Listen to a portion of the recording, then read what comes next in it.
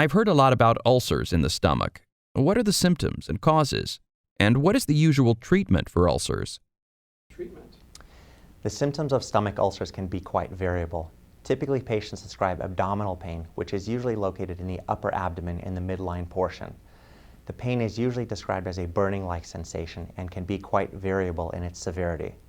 Other symptoms include nausea and vomiting, and sometimes weight loss caused by decreased appetite. If the ulcer is bleeding, then sometimes patients will describe vomiting of blood or blood in the stools. Blood in the stools can either be manifest as black stools or sometimes as red blood mixed with the stools. The two most common causes of ulcers are a bacteria called Helicobacter pylori and a class of medications called non-steroidal anti-inflammatory drugs, or NSAIDs for short. Some examples of NSAIDs are aspirin, ibuprofen, and naproxen. When speaking about the treatment of ulcers, we usually focus on two things. Number one, treating the underlying cause, and number two, allowing the ulcer to heal. If the underlying cause is thought to be related to the bacteria Helicobacter pylori, we normally prescribe a course of antibiotics to try and eradicate this bacteria.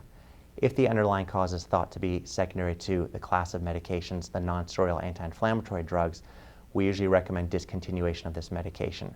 In either case, we will prescribe a medication to suppress acid production in the stomach to allow healing of the ulcers to take place.